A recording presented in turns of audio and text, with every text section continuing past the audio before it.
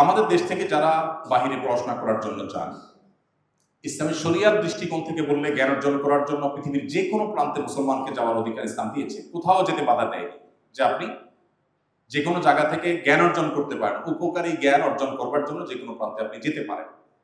Settle হওয়ার বিষয় হলো, আপনি যদি পৃথিবীতে কোথাও একটু ভালো হালুয়া রুটি খাওয়ার জন্য থাকেন, একটু লাইফটা ভালোভাবে চালানোর জন্য থাকেন, সেখানে আপনার ঈমান, আপনার ভবিষ্যৎ প্রজন্মের ঈমান যদি হুমকির মধ্যে পড়ে, তাহলে শরিয়া সেটাকে আপনার জন্য জায়েজ করে না। নবী করিম সাল্লাল্লাহু আলাইহি ওয়াসাল্লাম পরিষ্কারভাবে বলেছেন, তোমাদের কেউ যদি অমুসলিমদের মধ্যে, মুশরিকদের মধ্যে দিনাতিপাত করে, তাদের মধ্যে বসবাস করে, অর্থাৎ স্থায়ীভাবে সে সেখানে থাকার, সেটেল হওয়ার প্ল্যান করে, সে ইহুদি হয়ে মারা গেল কিংবা খ্রিস্টান হয়ে মারা গেল, তার আমার কোনো দায় তার ব্যাপারে আর থাকবে না।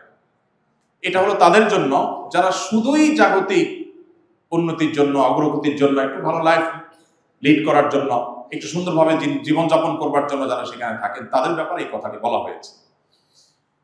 এর বিপরীতে যারা সেখানে এমন সাবজেক্টে পড়াশোনা করেছেন যে দেশে এসে তার আসলে খুব একটা কাজ করবার সুযোগ নেই, সেখানে তিনি ভালো একটা জায়গায় আছেন, সেখানে থেকে তিনি তার সেই কাজের পাশাপাশি একজন মুসলিম হিসাবে ইসলামকে সঠিকভাবে পালন করার চেষ্টা করেন, পরিবারকে সেভাবে রাখার চেষ্টা করেন, এবং সেই সাথে দ্বীনের দাওয়াত মানুষকে উপস্থাপন করার উদ্দেশ্য যদি তার মৌলিক উদ্দেশ্যের তালিকায় থাকে, তাহলে সেক্ষেত্রে তার জন্য সেখানে বসবাস করা শুধু ইসলাম জায়েজই বলে না, কোনো কোনো ক্ষেত্রে সেটা বরং ইবাদত হতে পারে।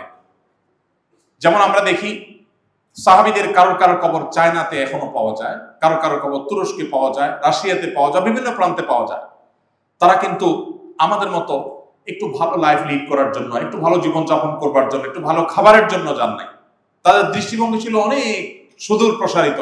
তারা গিয়েছেন আল্লাহ বলা মানুষগুলোকে আল্লাহমুখী করবার জন্য, দাওয়াতের কাজের জন্য। অতএব দাওয়াত যদি আপনার মূল মিশন হয়, তখন আপনার জন্য সেখানে বসবাস জায়েজ আছে, কিন্তু শর্ত হলো নিজের এবং নিজের পরিবার ঈমান রক্ষার গ্যারান্টি আপনার কাছে থাকতে হবে, নিজস্ব ব্যবস্থাপনা আছে, সেফটি বেল্ট আপনার থাকতে হবে, তারপর এটা আপনার জন্য জায়েজ হবে। শুধু জায়েজ না, তখন সেটা ইবাদতও হতে পারে। এখানে একটা বিষয় হলো, আমাদের দেশে গুণীদের কদর, জ্ঞানীদের কদর, যোগ্যদের কদর খুব বেশি একটা হয় না, এটা আমরা সবাই জানি।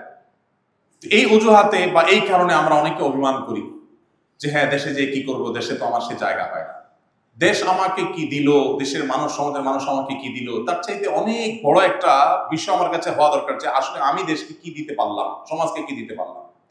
আস-সুন্নাহ ফাউন্ডেশন, উম্মার স্বার্থে, সুন্নাহর সাথে।